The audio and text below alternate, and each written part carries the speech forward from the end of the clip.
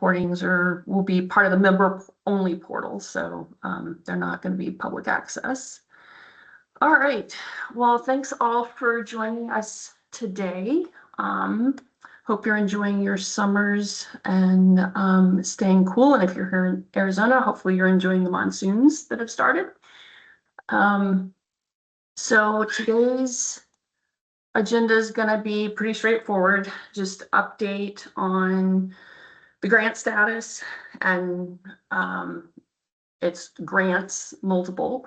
And then Kevin's going to talk a little bit about the RECCE 1 scope. I don't know why that did that.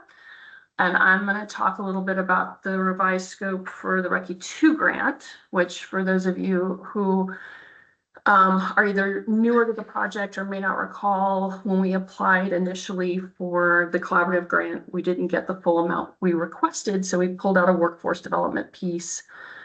And I applied again in the second round. And so we have a sister grant that was funded in round 2 that's strictly focused on workforce development. And we'll talk a little bit about where the 2 grants are gonna connect. And then a little bit on next steps to the extent that we know. All right, Kevin, you wanna share your screen and talk a little bit about RECCE 1? That sounds good. I promised you 2 slides. I have 5. I apologize, but I'll move quickly through them. Yeah. Well, I guess I skipped over. We should do just the overall grant update. So, so basically everybody who's moving forward, it looks like of the 52 grants, 28 of the RECCE grants are moving forward. We don't know if that's the actual number or not, but I've seen a list that shows 28 of the 52. We don't know who all has officially heard. We don't know where everybody is in the process.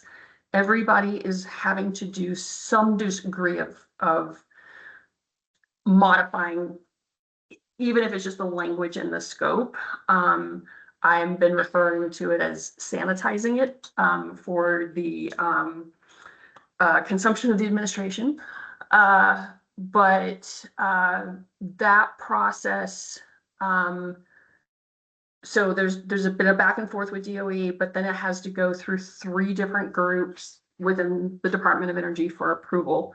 One of those groups went on blackout as of today through the end of September. So the first window was we had to get everything in by yesterday in order to try to get into that review and approval queue. And both the grants, we've been able to do that. We haven't heard back anything, so there is a bit of uncertainty, but we're just gonna continue to move forward, and we'll let you all know when we know anything. Kevin, anything you want to add to that? No, that sounds accurate. Everything is in on our end, so we're in a position where we're waiting for DOE to get back to us while we're waiting through this the blackout period for contracting. Yeah.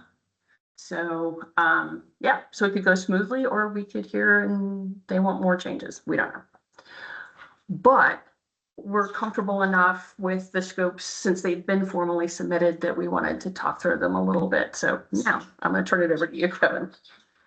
Great. I'll grab the screen here. Let me know if you have any issues seeing it. And I did want to talk about the scope. So I was actually, I appreciate everyone showing up. It seems like we have a lot of people on the call today, which is great. I know it's the summer there in Arizona, and I wanted to just go through some slides quickly showing you what we're seeing on our scope of work with DOE. We've had some pretty substantial changes to the wording. Leslie described it as some sanitizing. I do want to just try to get some feedback on you all, from you all on, what is most helpful, and just we're trying to work through how we can make this project stick as closely as possible to the original intent of the collaborative, and really just provide a set of resources to the jurisdictions to help with future code adoption cycles. we're noticing, I think at NBI at least, we're noticing a lot of noisy data and talking points coming out from various sources. So I think I'm seeing the collaborative really becoming more important in a way, even if our contract with DOE in its wording seems to be stepping away from the original idea of a resilient building code. I think that, like, even if those words are on a list and we shouldn't be using them or something like that, I think that the original intent of just providing resources to help cities navigate code adoption cycles, I think that's even more important now. And I think we can still do that. And I think DOE actually wants us to help them do that in a way. So the first slide here, I'll just run through these and then I'll just open it up for questions and comments, really suggestions. I would love to hear if you all have any thoughts on how we can make some of the reports I'm going to be required to write with the University of Arizona and other partners on the project, how we can make these helpful for you, and what issues you are seeing in this new scope of work, in the new wording that we're seeing in the scope of work, how we can really take what we have and develop a set of resources to help you all out over the next several code cycles. So I've underlined and bolded some of the key words. I think this is the new version of our scope of work. This is the very first sentence describing the primary goal of the project. It now uses words like streamlining building construction practices, still emphasizes that this is about regional characteristics in the Southwest. It also emphasizes, I think this is really interesting, improving housing options for consumers. I don't know if anyone has any suggestions for what that might mean or how we can interpret that and what we can do to really address improving housing options. That's definitely a new phrase that was not in our original SOPO. And they also want us to focus on identifying regulatory barriers and using localized construction cost data. You see in the bottom bullet point there that I pulled in from a list of priorities. Localized construction cost data is something we will also need to figure out how to get access to.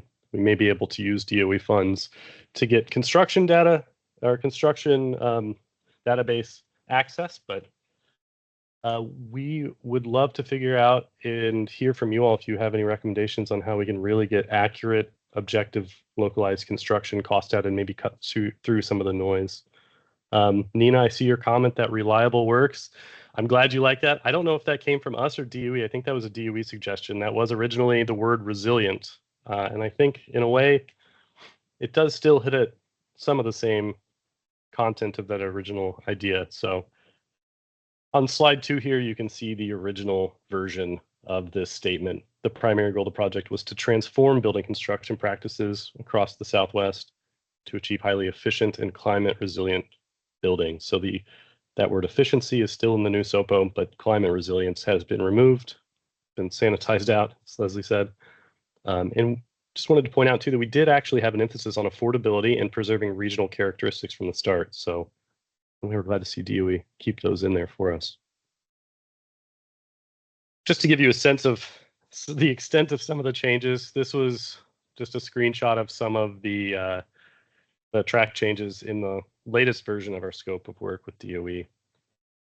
And you can see it's an extensive set of changes, but in a way, they've simplified the task for us. So this is a screenshot from task 7, and I'll switch now to the next slide, which shows you what is left after all of the track changes have deleted much of the content. It simplifies our project from DOE's perspective, and maybe hopefully allows some flexibility and allows the collaborative to continue and allows us to really work with jurisdictions as needs and barriers are identified over the next few years. I think the one thing I'll really point out here, I won't read the whole summary, but you can see task 7. This is one of the main tasks for the next 18 months of the project, at least from my perspective here at NBI. This is what we'll be working on primarily alongside project management tasks with Leslie.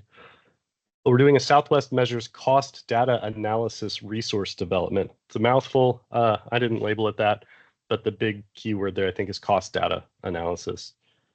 So providing resources to jurisdictions around cost data, and hopefully we don't end up with some restrictions on approaching things that in a way that maybe overemphasizes first cost without taking into account long-term benefits and a larger set of benefits to consumers or end users, I think is how the project now phrases renters and homeowners, business owners, developers, builders. So understanding how we can access maybe some cost data and provide cities with some data points that can help them make better decisions or make more informed data-driven decisions in future adoption cycles when we know there are often proposals for code changes that face some pushback, and there are often conflicting data points that are used in those discussions, and it can be really hard to cut through the noise and find what's objective, what's really maybe pushing things too far from an affordability perspective, or what maybe actually has a high impact for resilience or another value that the city holds with a very low impact on affordability. The task summary also points out 2 bills focused on the missing middle housing in Arizona and streamlining permitting and allowing third-party inspections. And I know that this is an issue, a big issue for the building departments and plan reviewers and some of the participating jurisdictions. So we do want to think through that with you all, and we'd love to hear your take on how we can help develop useful resources for you all to navigate some of these changes that we're seeing. And then the last slide I will jump to here, just showing you what's in the new contract, focusing on this one task. We have 4 draft reports that we will be submitting to DOE here at MBI. And I'm hoping that we can, in conjunction with our partners, the core team, we have the Nature Conservancy, University of Arizona's Institute for Energy Solutions, we have USDN, we have SWEEP, we have Quest, of course, and Quadro, and we're bringing on a new sub-consultant to help with trainings as ICC steps back from the project. They're going down from a subrecipient to a contractor on the project. So we're bringing in, we still have a strong team, and we're bringing in more people to the project, actually. So I think we have the chance to really develop a robust set of resources, and we'd love to really hear from the jurisdictions what we can do in these 4 topic areas. And actually I said 4, but there are 5 now. I added milestone 7.8, which is the 5th report that DOE added. We had originally proposed 7.8 to be a voluntary benchmarking study, and that has kind of morphed into a building owner pain points and improvement plan, focusing again on data collection. And I'm assuming under that we can still do benchmarking data collection. So trying to address existing buildings alongside the emphasis on new codes that you see in the other 4 milestones, and the draft reports are included there. So again, I've underlined and bolded the key words here. We've got a report on affordability, a report on first costs and energy cost savings, a report on region-specific issues, and a report on streamlining permitting processes. And a 5th report was just added in this edition, focusing on building owners. So this is what the project looks like. You see the word resilience is no longer in here, but I think we can address some of the same issues, and like I've said several times now, really just help provide the participating jurisdictions with a set of valuable resources to help navigate future code adoption cycles. So I'd love to hear any thoughts. I see Nina's comment that reliable works. Yeah, any other suggestions or thoughts on where we can maybe start with some of these reports, or where we can access localized cost data? Some of the things that are on my mind right now.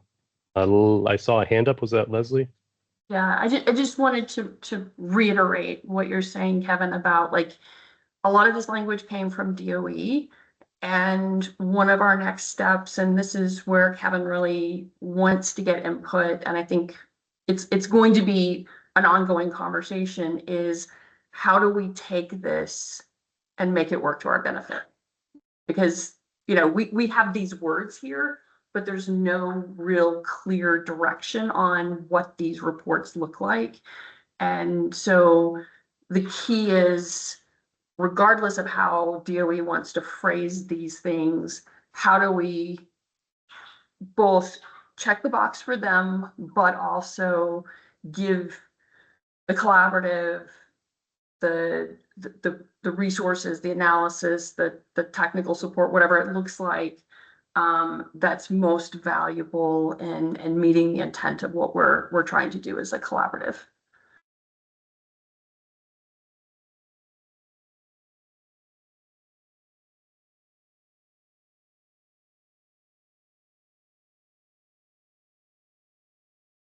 Jenny. Hi, folks. I'm Jenny. I am here standing in for Genevieve Pick3, who's for the City of Flagstaff, but I've been following along in the background on this work. I am, we are in our code adoption process right now, I think, as you all know, and localized cost data ended up being our biggest thing, our biggest challenge, and also the biggest thing we kept getting requested from, and we really dealt with this issue of, Flagstaff is sometimes a special apple in Arizona. It's not compared to the Mountain West, right? And so how did we have that conversation? But even when we would point to Colorado studies, it's like, well, it's not in Arizona, right? It's not Flagstaff. We need that local data.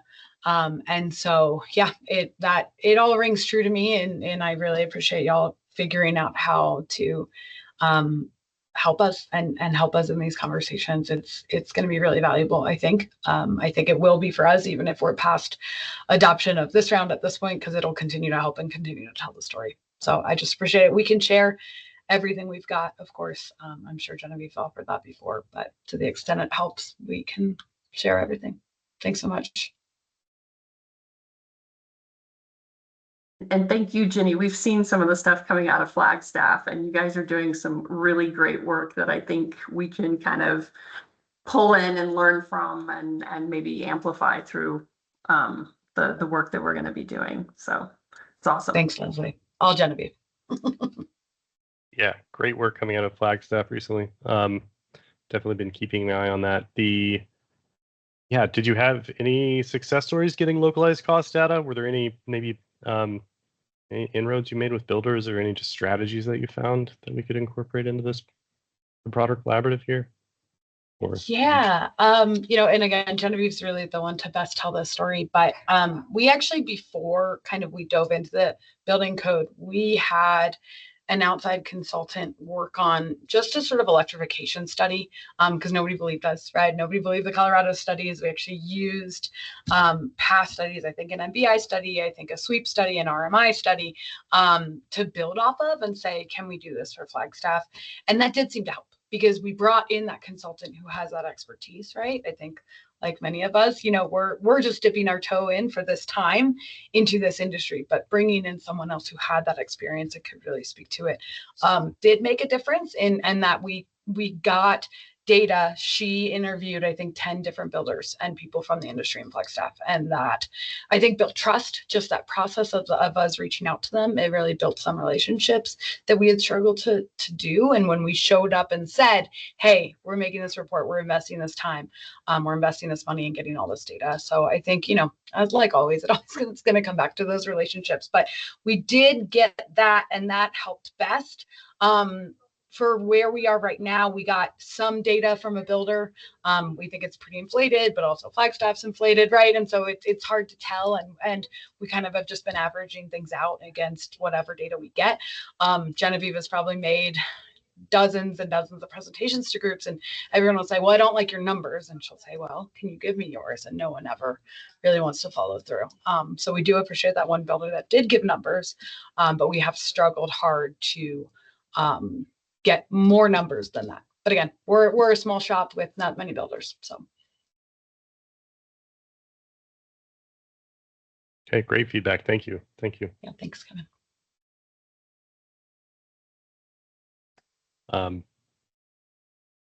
See a comment about PNNL being used to help with localized cost studies. Yeah, Leslie noted that we're not sure what PNNL's role is going to be moving forward through budget period 2. And at best, it seems like there's staffing constraints, so things will move slowly. I've also heard in this project, in the first budget period, that PNNL it's hard for P&L to share cost data. Like they don't want to be perceived as interfering with the building industry or maybe tracking that too closely. So there are a lot of, there's a methodology that can be shared, and some energy cost savings were maybe, different methodologies that they use to communicate like the ratio of energy cost savings or the payback period. So the ratio of energy cost savings to the upfront construction costs, but they don't actually want to share construction cost data. It doesn't seem like that's their role. So sharing that stuff behind some of their reports and studies, I don't think is likely to happen for budget period 2.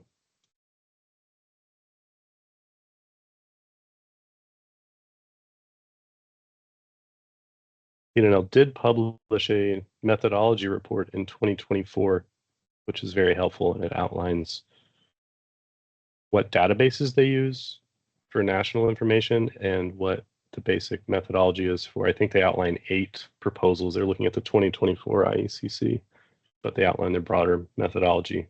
It's going to sketch the big picture. And I think NBI, Nature Conservancy, and University of Arizona are going to look into that and see if we can pull together some kind of just simplified methodology that we could use. Of course, ICC has recently published a new recommended methodology for cost effectiveness evaluations.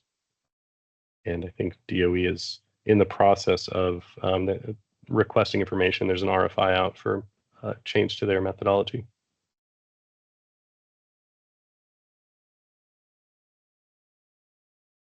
So this will be an ongoing conversation. We're not going to figure these out right now. But I appreciate Kevin sharing it. And if anyone else has additional thoughts, please either share them or put them in the chat, or you can send an email just to directly to Kevin as we kind of sort through where we're going with this. So I think you're starting to have some initial conversations next week to start kind of thinking it through. So yes, we don't have the contract in hand yet. As Leslie said, that contracting blackout period just started yesterday, and we're waiting to get the contract. But we have in our last communication with DOE, they told us we should expect to get an award document with a backdated 7/1 start date.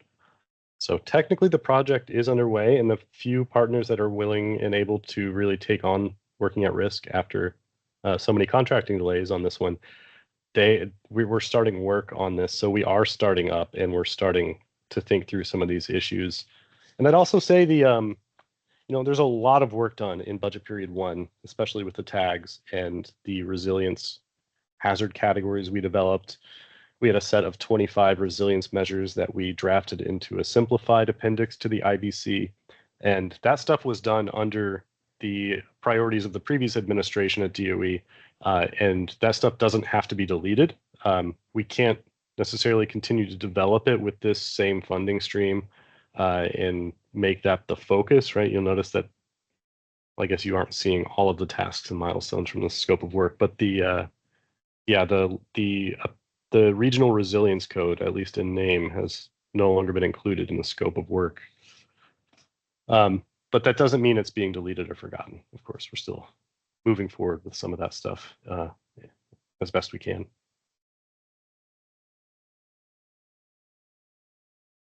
any other thoughts from folks?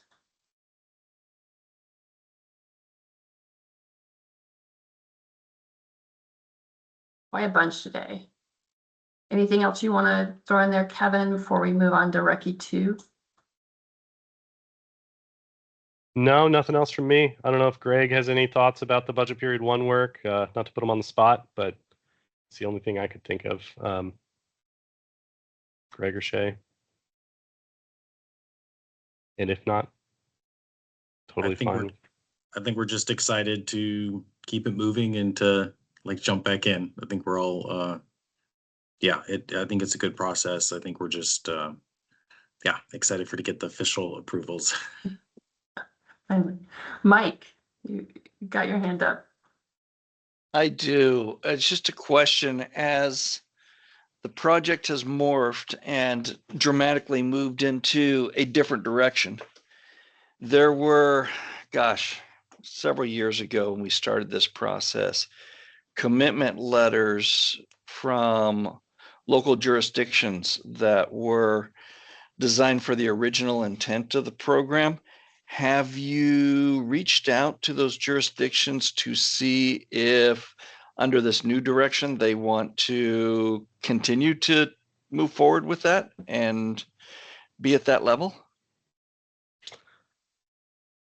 In a way, I was sort of hoping to start that conversation today, and we can continue that one-on-one, of course. But we are waiting to hear back on our recently submitted budget to DOE and what the cost share levels will look like and what all of that side of the paperwork looks like. So I was thinking that that would happen when we get some inkling that our budget is approved with a modified cost share amounts. And I also want to throw in there, Mike, our understanding is the wording has changed.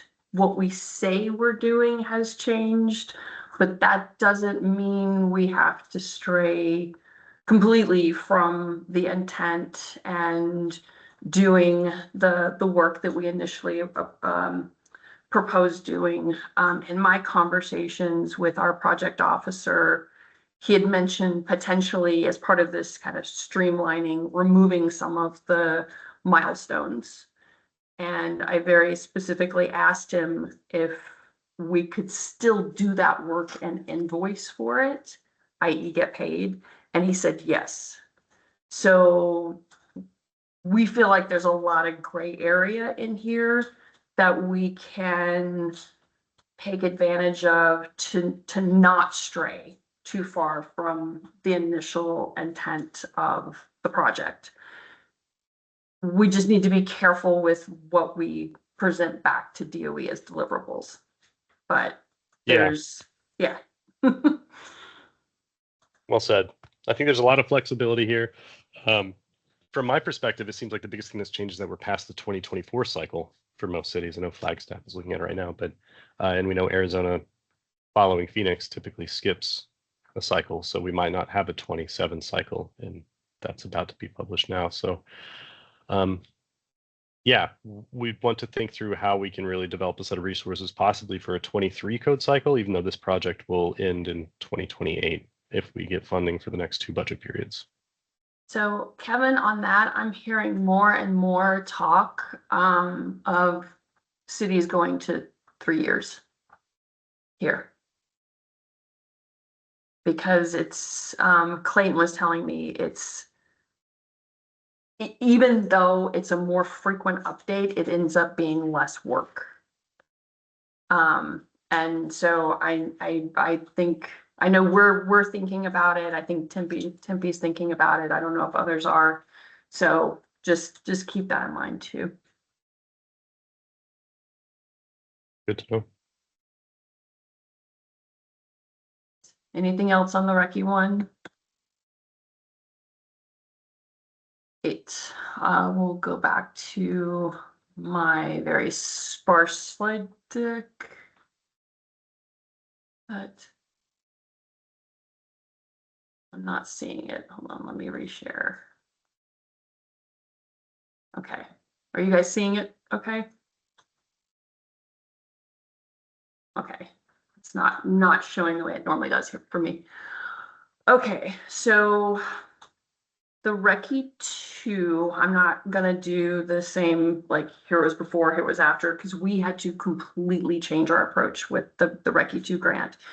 The initial project was working with 3 community colleges and a JTED program to enhance existing building construction programming at those community colleges.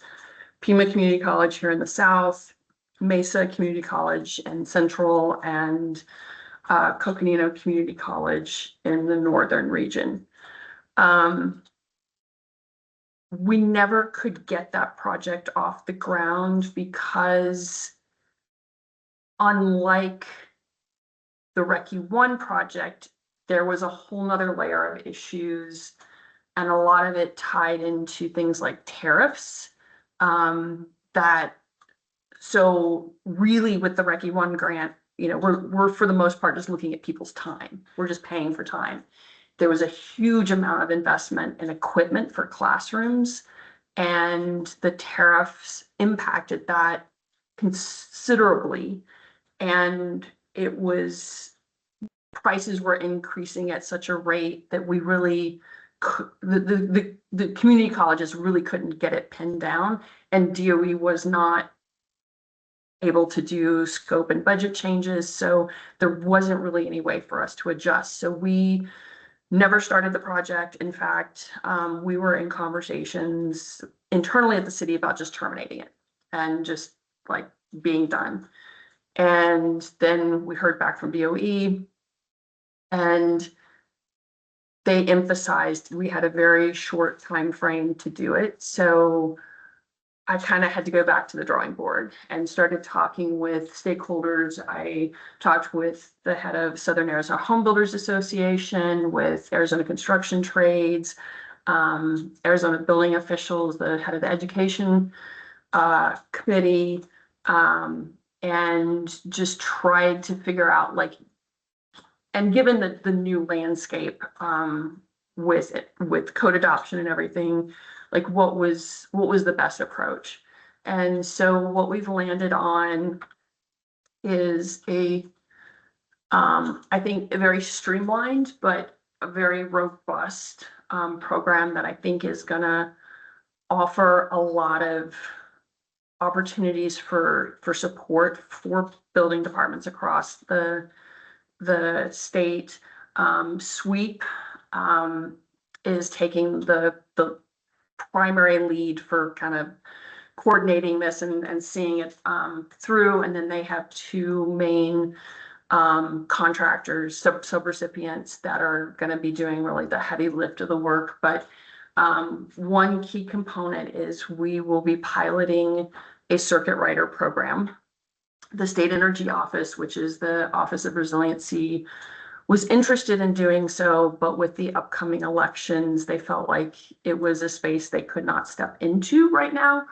But they were quite happy with SWEEP piloting a circuit rider program. And so we're going to be doing that, and at the end of it, providing recommendations to the state about how they should do their own, including recommendations of who might be that circuit rider long term.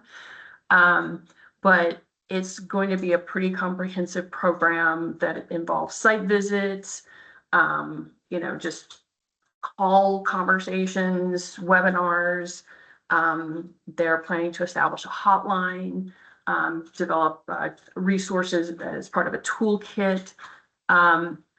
The specifics of it will get developed through conversations with the jurisdiction. So the first phase is really going to be our circuit rider, and some of you may know her. Shauna Mazingo is going to be the person running the circuit rider program. She's done that same kind of work for New Mexico, which is how I knew her. Nevada, Colorado. So she's got extensive experience doing this. And so the first phase will be, you know, reaching out to jurisdictions to see, you know, what is the need and what specific kinds of support are going to be most beneficial to you. And then layered on that, we are going to be doing a bunch of trainings, at least 400 offerings throughout the 2.5 years. And again, some of you may be familiar with Darren Watchak with the Learning Edge. He's also, as Kevin mentioned earlier, a new partner on the Recce 1 project. He's going to be doing a lot of trainings in addition to the support that Shauna is going to be providing. And then they're collaborating on a piece that is something that had come to their attention through different avenues, and that's a disconnect between inspecting to code and then what the HERS raters are looking for in terms of like optimal energy efficiency. And so they are proposing a collaborative and both online and in-field trainings to help close that gap. So it's not about going above code. It's like, how can we implement this better in the field? And a lot of that's also going to be tied to another Recce project that's getting restarted that Shauna's also involved with. They're going to be starting up a residential field study here for Arizona later this year. And so that's going to be tied in with this as well. There'll be a number of technical resources that we're going to be developing. And even though we don't say it explicitly, we will be doing some of those in Spanish, since that is, a big component of the workforce here. And we are going to be putting together kind of a working group between Recce 1 and Recce 2, because there are technical resources, implementation resources that are proposed for Recce 2, and really trying to coordinate that so it's as comprehensive and effective as of a package together as possible. And the idea is to host all of those on the collaborative website as kind of a coordinated resource.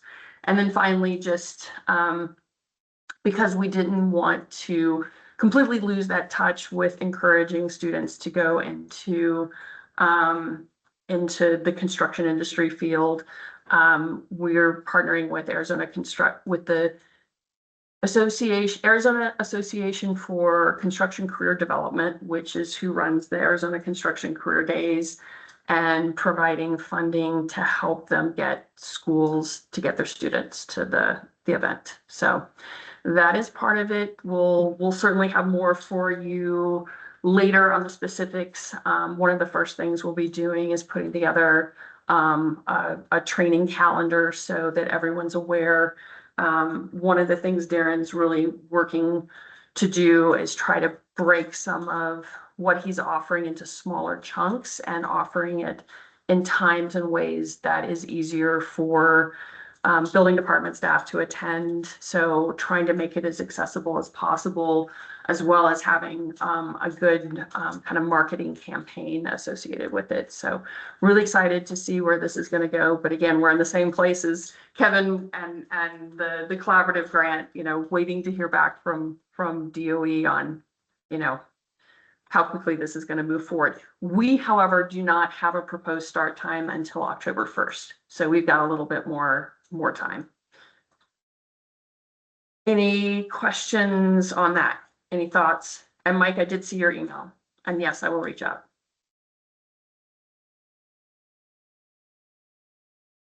Great. Thoughts, really quick. I heard you talk about Shauna and Circuit Rider, and that we are also doing trainings. Do we have any idea on what we're doing trainings of?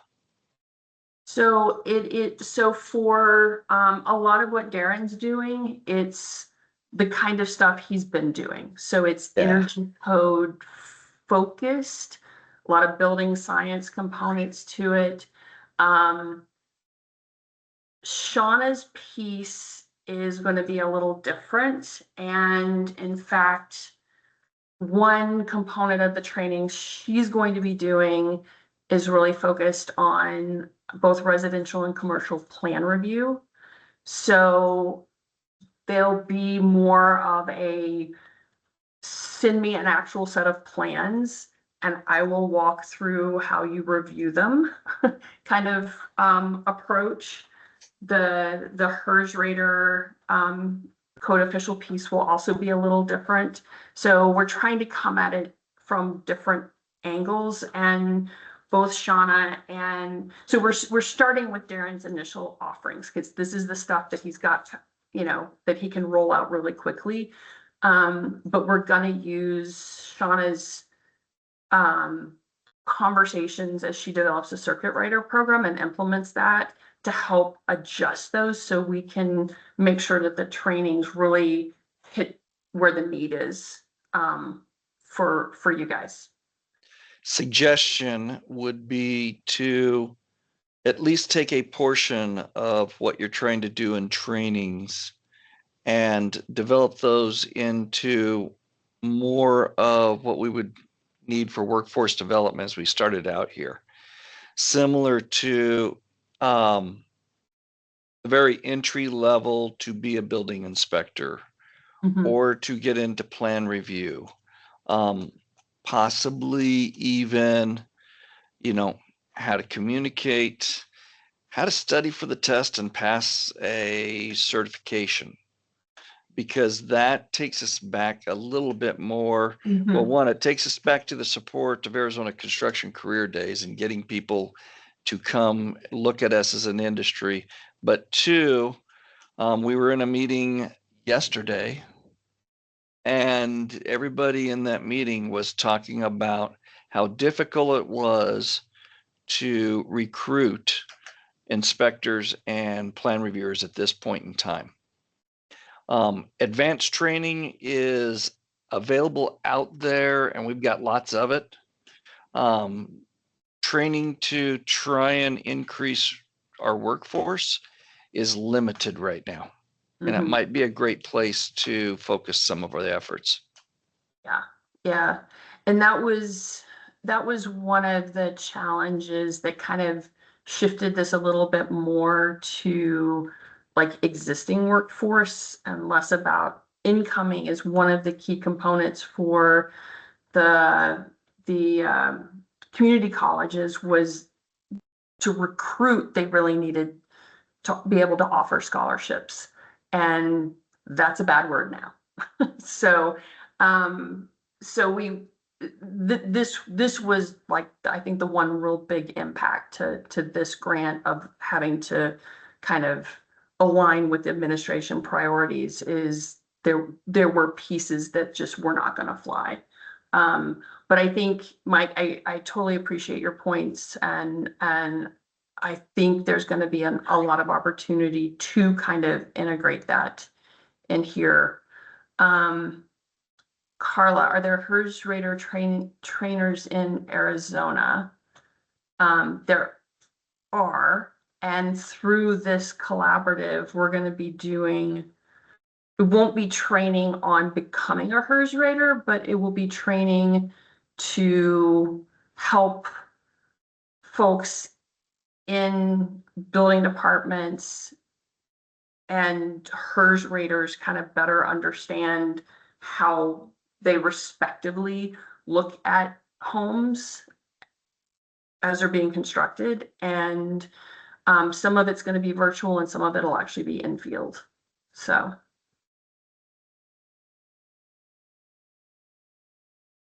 I hope that answered your question. Anything else? All right. Well, next steps is pretty brief because, as you have probably all gathered from everything Kevin and I have said, we're waiting to hear from DOE. And while Kevin said, they've put in as an official start date 7/1, we really don't know for sure. It could be 8/1, it could be 10/1. We're hoping not. So we're just kind of waiting to see now that it's in this review queue officially, what's going to happen. Next big step is like we did with the first go round, doing a detailed project management plan.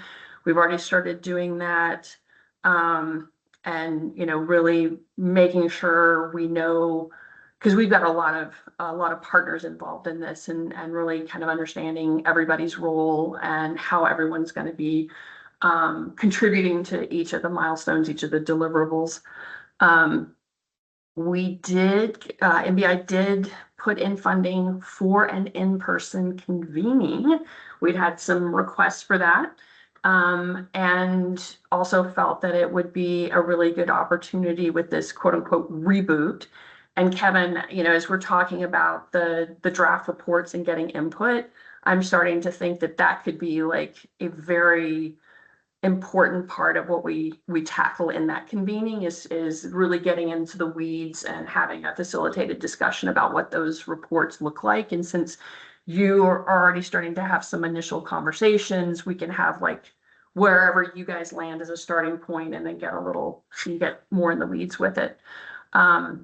We'll get out a request for availability on dates. We'll probably stick with a Friday because I've heard that's most convenient for everybody. But we're not going to do that until we at least hear something from DOE so that we know kind of what to expect.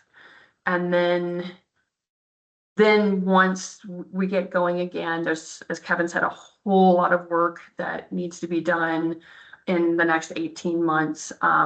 We'll resume meeting monthly with this steering committee. Whether we start that in August or not will depend on, I think, whether we hear from DOE next week. If we don't hear from DOE next week, I think we leave the August meeting off, and then we'll see everybody in September. Anything you want to add, Kevin? No, I think that covers it. All right. And that's really what we have for you today. There's, you know, we're excited because it feels like things are moving, but there's still, you know, that uncertainty, and we're still waiting to hear. But I think there's a lot of opportunity here, and I think MBI did a good job in navigating those discussions with DOE to give us the maximum flexibility. But I think it also addresses things that were raised in the first phase of like, it would be nice to have this, or maybe, you know, we should have done this differently. So I feel like it's a good starting point, even with the sanitized language. And we just need to figure out how to make that all happen to the benefit of the collaborative. So. All right, anything else for the good of the order? Any questions, concerns, thoughts?